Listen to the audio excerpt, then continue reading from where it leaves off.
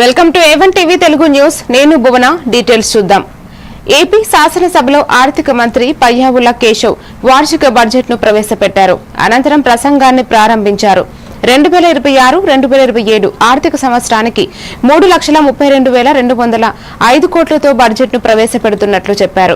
తమ దృష్టిలో బడ్జెట్ అంటే కేవలం పద్దుల ప్రకటన కాదని, రాష్ట్రాభివృద్ధి, ప్రజా సంక్షేమాన్ని జోడెద్దుల బండిలా పరుగులు పెట్టించాలనే సంకల్పం లాంటిదని పేర్కొన్నారు. 24-25 ఆర్థిక సంవత్సరానికి ఆదాయ లోటు 60,285 కోట్లు, ఆర్థిక లోటు 81,362గా నమోదయ్యాయి. ఇవి రాష్ట్ర స్థూల దేశీయోత్పత్తిలో GSDPలో వరుసగా 3.79% మరియు 5.11%గా ఉన్నాయి. సవరించిన అంచనాలు 25-26 ఆర్థిక సంవత్సరానికి సవరించిన అంచనాల ప్రకారం రెవెన్యూ వ్యయం 2,38,021 కోట్ల రూపాయలు కాగా, మూలధన వ్యయం 39,498 కోట్ల రూపాయలు. రెవెన్యూ లోటు సుమారు 41,118 కోట్లు రూపాయలు కాగా, ఇదే కాలానికి ద్రవ్య లోటు సుమారు 80,567 కోట్ల రూపాయలుగా ఉంది. ఇవి రాష్ట్ర స్థూల దేశీయోత్పత్తిలో వరుసగా 2.33% మరియు 4.57%గా ఉన్నాయి. బడ్జెట్ అంచనాలు 26-27 ఆర్థిక సంవత్సరానికి మొత్తం 3,32,205 కోట్ల రూపాయలను ప్రతిపాదిస్తున్నాను. అందులో ఆదాయ వ్యయం 2,56,143 కోట్ల రూపాయలు, మూలధన వ్యయం 53,915 కోట్లుగా అంచనా వేయబడింది. ఆదాయ లోటు సుమారు 22,000 ఆర్థిక లోటు సుమారు 75,868 కోట్లుగా ఉండవచ్చని అంచనా. ఇవి రాష్ట్ర స్థూల దేశీయోత్పత్తిలో వరుసగా 1.88 మరియు 3.8. ఏపీ 2026-2027 వార్షిక బడ్జెట్లో ఆర్థిక శాఖ మంత్రి పయ్యావుల కేశవ్ విశాఖతో పాటు అమరావతి, రాయలసీమను ఎకనామిక్ రీజియన్లు పరిధిలోకి తీసుకొచ్చారు. ఈ మేరకు కేటాయింపులు చేశారు. 10 జిల్లాలతో ఎకనామిక్ రీజియన్ పరిధిలోకి విశాఖను, 9 జిల్లాలలో అమరావతి ఎకనామిక్ రీజియన్ గా ప్రకటించారు. విశాఖ ఎకనామిక్ రీజియన్ గా 28,000 కోట్లు, రాయలసీమ గ్లోబల్ హార్టికల్చర్ హబ్ గా 30,000 కోట్లు ఈ బడ్జెట్ లో కేటాయింపుగా చేశారు. వివిధ రకాల నిధులతో అమరావతి పనులు వేగంగా జరగనున్నాయని పయ్యావుల తెలిపారు. ఎకనామిక్ రీజన్ ప్లాన్ ను ఇప్పటికే సిద్ధం చేశాం. విజన్ స్వర్ణాంధ్ర 2047 అమలుకి, ప్రాంతీయ ఆకాంక్షల్ని నెరవేర్చేందుకు, సమ్మిళిత అభివృద్ధి సాధించేందుకు మా ప్రభుత్వ ప్రాంతీయ అభివృద్ధి విధానాన్ని అవలంబిస్తోంది. విశాఖపట్నం, అమరావతి, తిరుపతి రీజన్లను రాష్ట్రానికి కీలకమైన గ్రోత్ ఇంజన్లుగా గుర్తించింది. నీతి ఆయోగ్తో కలిసి Visakhapatnam economic reason economic master plan ని తయారు చేశాం. శ్రీకాకుళం, పార్వతీపురం, మన్యం, విజయనగరం, విశాఖపట్నం, అల్లూరి సీతారామరాజు, అనకాపల్లి, పోలవరం, కాకినాడ, తూర్పుగోదావరి, డాక్టర్ బిఆర్ అంబేద్కర్ కోనసీమ జిల్లాలు దీని పరిధిలోకి వస్తాయి. దీనిలో మొత్తం 7 గ్రోత్ డ్రైవర్లు ఉన్నాయి. మ్యానుఫ్యాక్చరింగ్, సర్వీసెస్, మౌలిక వసతులు, పట్టణీకరణ, వ్యవసాయ రంగాల్లో 41 హై ఇంపాక్ట్ ప్రాజెక్టులు ఏర్పాటైతాయి. వాటికి అవసరమైన నిధుల్ని కేంద్ర ప్రభుత్వం, ప్రైవేటు రంగాల నుంచి సమకూర్చుకుంటాం. మెట్రో రైలు ప్రాజెక్టులతో సహా ఈ విశాఖ ఎకనామిక్ రీజన్ కి సంబంధించి సుమారు 28,000 కోట్ల రూపాయలతో ప్రాజెక్టులు ప్రతిపాదనలు సమర్పిస్తున్నాం. ప్రజల రాజధాని అమరావతిని నిర్మించాలనే నిబద్ధతతో తమ ప్రభుత్వం పనిచేస్తోందని ఆంధ్రప్రదేశ్ ఆర్థిక శాఖ మంత్రి పయ్యావుల కేశవ్ అన్నారు. వివిధ ఆర్థిక సంస్థల ద్వారా స్వయం సమృద్ధి నమూనాలలో నిధులను సమీకరించి రాజధాని పనులను వేగంగా ముందుకు తీసుకెళ్తున్నామని ఈ సందర్భంగా తెలిపారు. 57,868 కోట్ల విలువైన 97 పనులకు పరిపాలన అనుమతులు జారీ చేసినట్టు వెల్లడించారు. ప్రజల రాజధాని అమరావతిని నిర్మించాలనే తమ ప్రభుత్వ నిబద్ధతకు ఇదే స్పష్టమైన నిదర్శనమని పయ్యావుల అన్నారు. ప్రారంభించినందుకు ఆయనకు ప్రత్యేక ధన్యవాదాలు. వివిధ ఆర్థిక సంస్థల ద్వారా స్వయం సమృద్ధి నమూనాలో నిధులను సమీకరించి పనులను వేగవంతంగా ముందుకు తీసుకెళ్తున్నాం. 57,868 కోట్ల విలువైన 97 పనులకు పరిపాలన అనుమతులు జారీ చేశాం. ఇది మా ప్రభుత్వం ప్రజల రాజధాని అమరావతిని నిర్మించాలనే నిబద్ధతకు స్పష్టమైన నిదర్శనం. 2026-27 ఆర్థిక సంవత్సరానికి మున్సిపల్ పరిపాలన మరియు పట్టణాభివృద్ధి శాఖకు 14,539 కోట్లను కేటాయించాలని నేను ప్రతిపాదిస్తున్నాను. ప్రారంభించినందుకు ఆయనకు ప్రత్యేక ధన్యవాదాలు. వివిధ ఆర్థిక సంస్థల ద్వారా స్వయం సమృద్ధి నమూనాలో నిధులను సమీకరించి పనులను వేగవంతంగా ముందుకు తీసుకెళ్తున్నాం. 57,868 కోట్ల విలువైన 97 పనులకు పరిపాలనా అనుమతులు జారీ చేశాం. ఇది మా ప్రభుత్వం ప్రజల రాజధాని అమరావతిని నిర్మించాలనే నిబద్ధతకు స్పష్టమైన నిదర్శనం.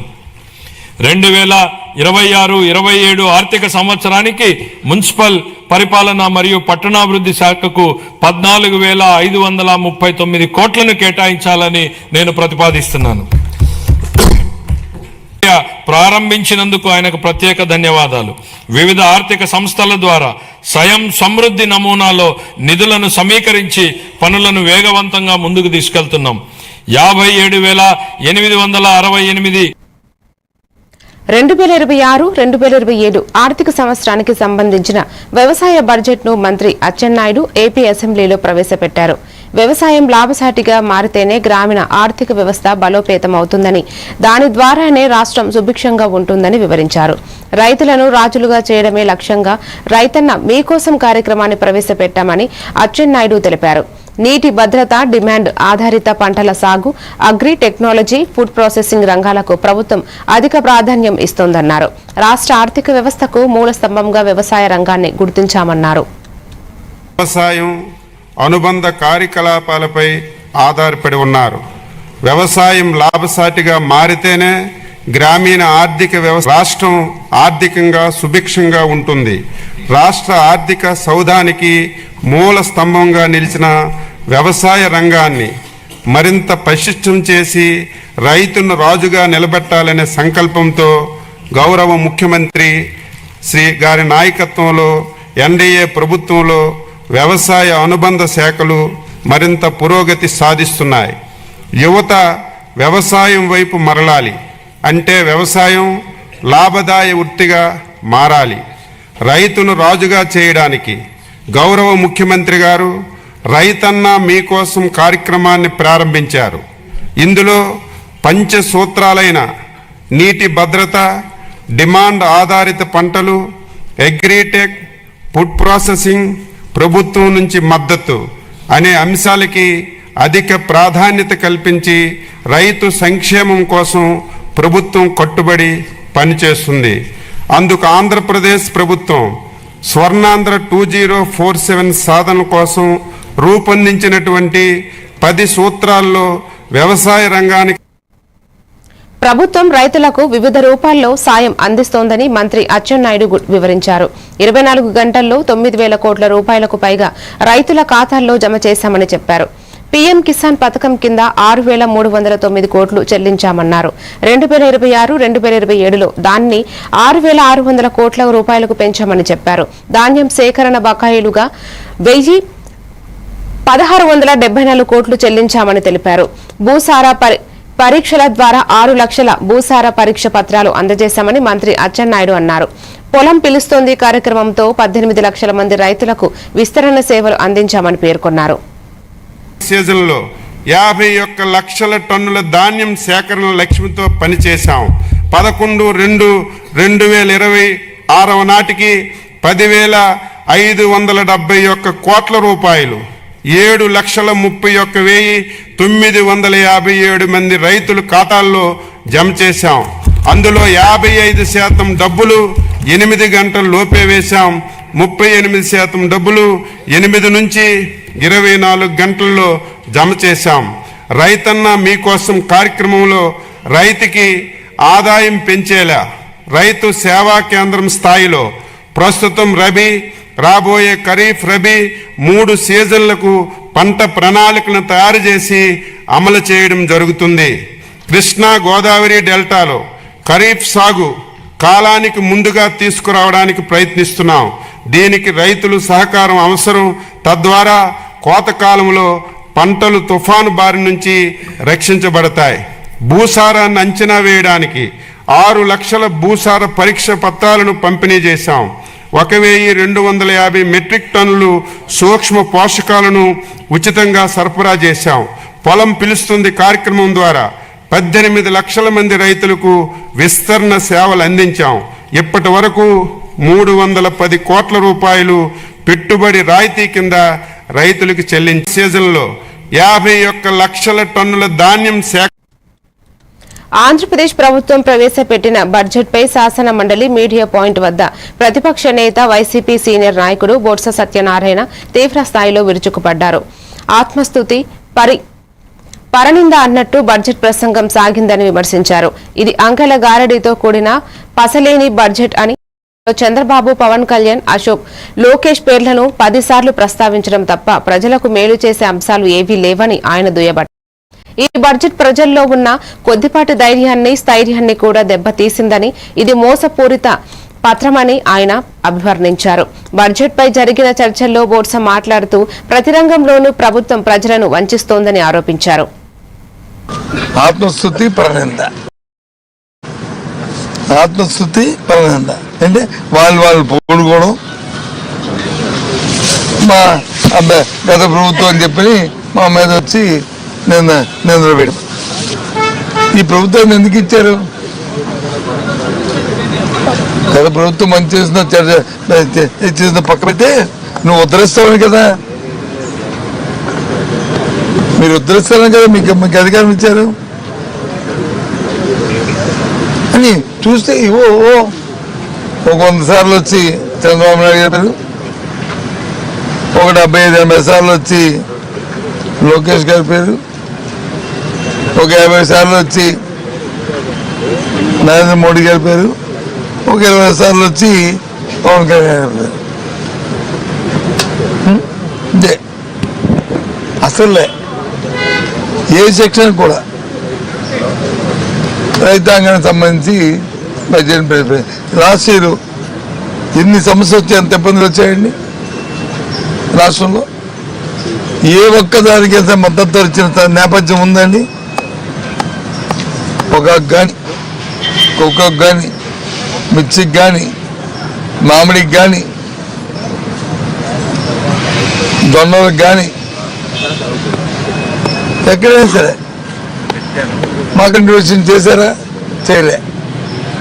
గొప్పగా చూపెడతారు, మేము వచ్చి 400 కోట్లతో చేసామని చెప్పి. అవి ఎలాంటి వీధిలో రైతులు చెప్తారు? అంతా కూడా అంకెల గారడి, వాస్తవికత పూర్తిగా లేదు. ప్రభుత్వం బాధ్యత. ప్రస్తుత పరిస్థితుల్లో మెరుగైన బడ్జెట్ను ప్రవేశపెట్టామని ఏపీ సీఎం చంద్రబాబు తెలిపారు. 2-3 మరింత మెరుగైన బడ్జెట్ ప్రవేశపెడతామన్నారు. వైసీపీ విధ్వంసం నుంచి కోలుకోవడానికి ఇంకా సమయం పడుతుందని చెప్పారు. రాష్ట్ర బడ్జెట్పై ఆయన స్పందిస్తూ ఇబ్బందులు అధిగమించి ఇప్పుడిప్పుడే ట్రాక్ ఎక్కుతున్నట్టు చెప్పారు. రాష్ట్రంలో సమస్యలు ఇంకా చాలా ఉన్నాయని చెప్పారు. 2-3 అమరావతికి ఒక రూపు వస్తుందన్నారు. అక్కడి రోడ్లను జాతీయ రహదారికి అనుసంధానమిస్తున్నామని చెప్పారు. అమరావతికి రాకపోకలు పెరిగి ఆదాయమూ వస్తుందన్నారు. అమరావతికి పశ్చిమ బైపాస్తో యాక్సెస్ పెరిగిందని ఆయన వివరించారు.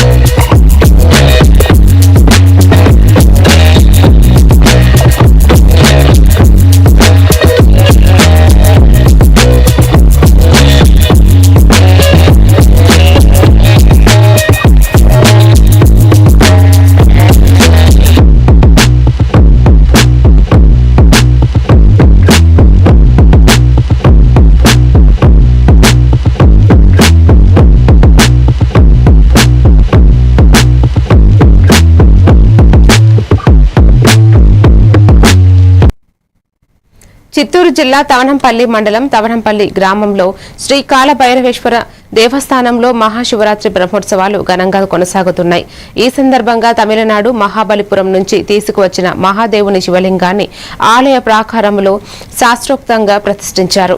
ఉభయదారులుగా ఏబి వినాయకం, సిడి శేఖర్ సహకారంతో అంగరంగ వైభవంగా జరిగిన ఈ శివలింగ ప్రతిష్టాపన కార్యక్రమం భక్తులను విశేషంగా ఆకట్టుకుంది. మహాశివరాత్రి సందర్భంగా జరిగే మహారుద్రాభిషేకంలో పాల్గొని స్వామి ఆశీస్సులు పొందాలని నిర్వాహకులు భక్తులను కోరుతున్నారు.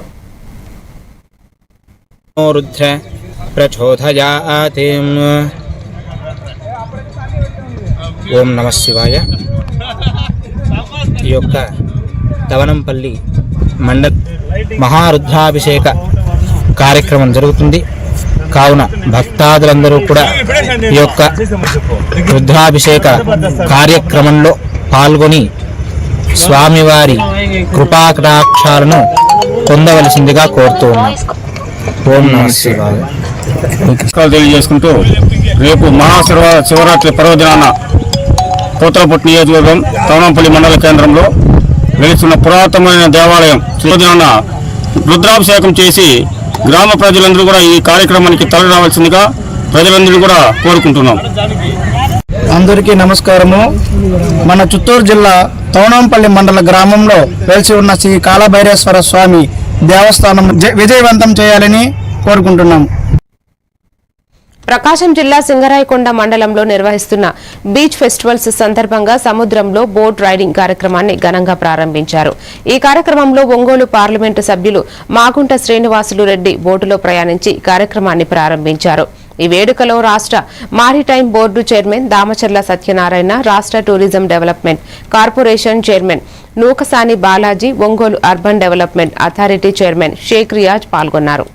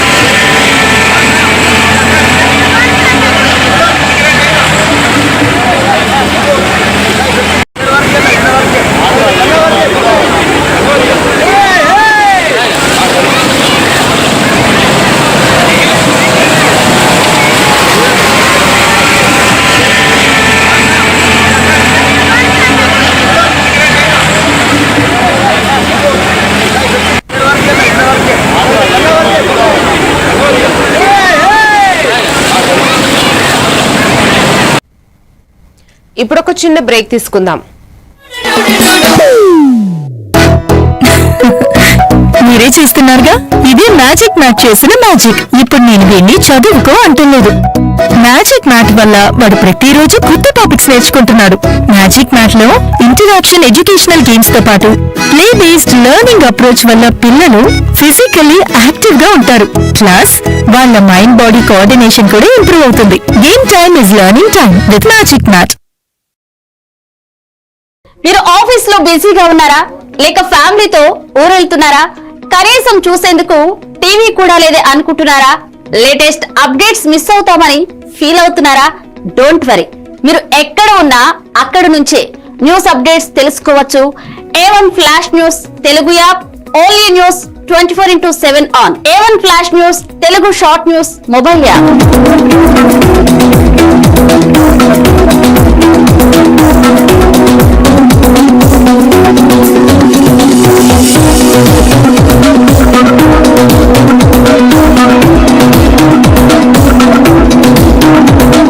టాలెంటెడ్ జర్నలిస్టుల సారథ్యంలో కమిట్మెంట్ ఉన్న మేనేజ్మెంట్ సహకారంతో ప్రపంచంలో ఎక్కడ ఏం జరిగినా అందరికంటే ముందుగా అప్డేట్స్ అందించే ఏకైక short news mobile app A1 flash news Telugu mobile app. మరెందుకు ఆలస్యం, వెంటనే మీ మొబైల్లోని ప్లే స్టోర్ నుంచి A1 flash news Telugu app ని డౌన్లోడ్ చేసుకోండి. అరచేతిలోని సమాచారాన్ని అందరితో షేర్ చేసుకోండి.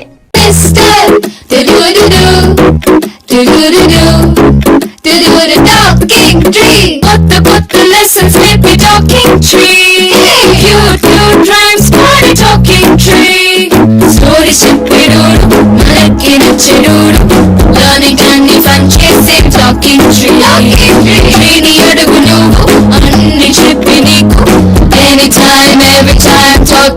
Talking Tree, your teacher from nature. Welcome back to news. Nandyal జిల్లా శ్రీశైలం నియోజకవర్గంలోని శ్రీశైల దేవస్థానంలో మహాశివరాత్రి బ్రహ్మోత్సవాలు ఘనంగా కొనసాగుతున్నాయి. దీక్షతో 11 రోజుల పాటు జరిగే ఉత్సవాల్లో 6వ రోజున స్వామి అమ్మవార్లకు విశేష పూజలు నిర్వహించారు.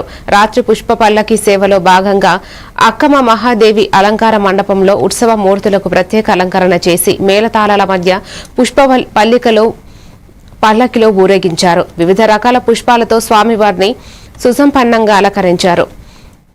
పుష్ప ప్రియుడైన మల్లికార్జున స్వామికి ఈ సేవ ప్రత్యేక ఆకర్షణగా నిలిచింది.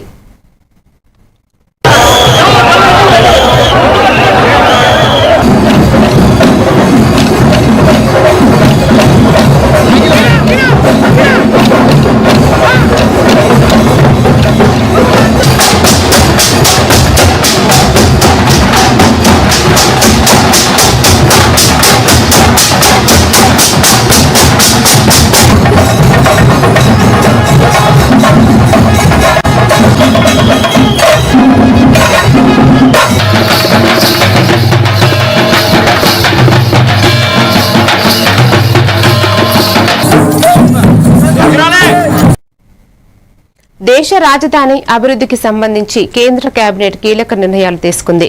నోయిడా మెట్రో విస్తరణ ప్రాజెక్టుకు కేబినెట్ ఆమోదం తెలిపింది. 11.6 కిలోమీటర్ల మెట్రో లైన్ నిర్మాణానికి 2,254 కోట్ల రూపాయల కేటాయింపులు చేపడుతున్నట్లు పేర్కొంది. 4 ఏళ్లలోనే ఈ ప్రాజెక్టు నిర్మాణాన్ని పూర్తి చేయనున్నట్టు వెల్లడించింది. మేర నోయిడా గ్రేటర్ నోయిడా మధ్య మెట్రో నెట్వర్క్ నిర్మాణానికి కేటాయింపులు చేపట్టనున్నట్లు తెలిపింది. 1,00,000 కోట్ల కేంద్ర సహాయంతో 4 లక్షల కోట్ల రూపాయల ప్రాజెక్టుల నిర్మాణం చేపట్టనున్నట్లు పేర్కొంది. ప్రైవేట్ సెక్టార్ సహకారంతో ఫైనాన్స్ మార్కెట్ క్రియేషన్ చేపట్టనున్నట్లు తెలిపింది. స్టార్టప్ ఇండియా ఫండ్ కోసం 10,000 కోట్ల రూపాయలు కేటాయింపుతో పాటు దేశంలో 2 లక్షల స్టార్టప్ సంస్థలు ఏర్పాటు చేయనున్నట్లు వివరించింది. రాష్ట్రాలు, మున్సిపల్ సంస్థలకు కేంద్రం మరింతగా నిధులు సమకూర్చే అవకాశం ఉంది.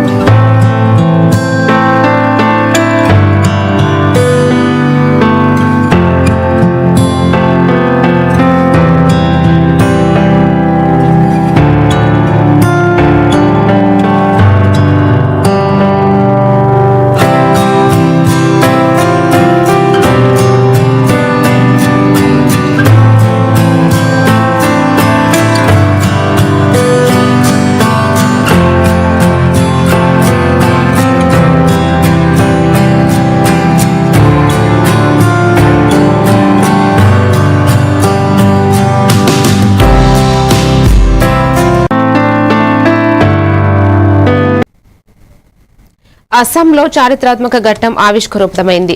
ఈశాన్య భారతంలో ఏర్పాటైన తొలి ఎమర్జెన్సీ ల్యాండింగ్ ఫెసిలిటీపై ప్రధాని మోదీ ప్రయాణిస్తున్న ఎయిర్ క్రాఫ్ట్ ల్యాండ్ అయింది.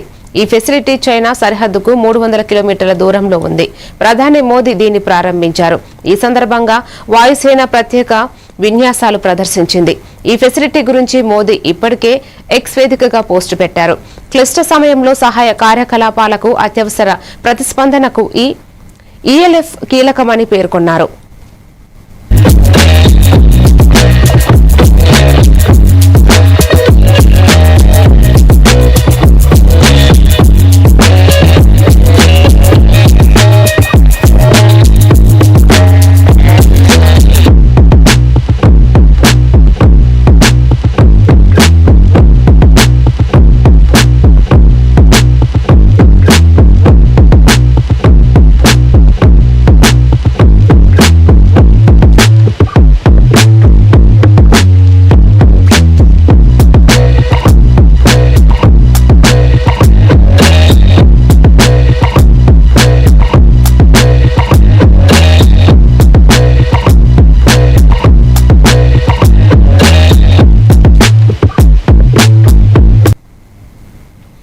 ముంబై నగరంలో దారుణం జరిగింది. నిర్మాణంలో ఉన్న ఒక మెట్రో పిల్లర్ కూలింది. ఈ ఘటనలో ఒకరు మరణించగా 4 గాయపడ్డట్లు ప్రాథమిక సమాచారం. స్థానిక ములుంద్ ప్రాంతంలోని LBS road Johnson and Johnson factory వద్ద నిర్మాణంలో ఉన్న మెట్రో పిల్లర్ శనివారం మధ్యాహ్నం సమయంలో కూలిపోయింది. కూలిన మెట్రో పిల్లర్ రోడ్డుపై వెళ్తున్న ఒక ఆటో రిక్షా ఒక కారుపై పడింది. దీంతో ఆ వాహనంలోని ఒకరు మరణించగా మరో 4 గాయపడ్డారని, వాహనాలు ధ్వంసమయ్యాయి. ఘటనపై సమాచారం అందుకున్న ఫైర్ సిబ్బంది, పోలీసులు ప్రమాద స్థలానికి చేరుకున్నారు. క్షతగాత్రులను సమీపంలోని ఆసుపత్రికి తరలించారు.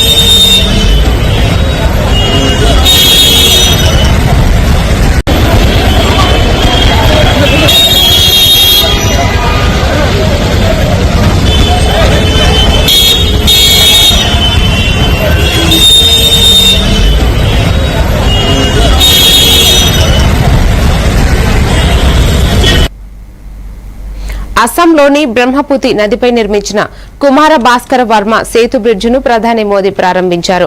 సుమారు 3030 కోట్ల ఖర్చుతో ఈ వారధిని నిర్మించారు. గౌహతి, నార్త్ గౌహతి మధ్య ఈ బ్రిడ్జ్ నిర్మాణంతో ప్రయాణం సమయం తగ్గనుంది. ఈశాన్య రాష్ట్రంలో నిర్మించిన తొలి పీఎస్సీ బ్రిడ్జిగా దీన్ని పిలుస్తున్నారు. బ్రిడ్జ్ను ఆవిష్కరించిన తర్వాత ప్రధాని మోదీ దానిపై కాసేపు వాకింగ్ చేశారు.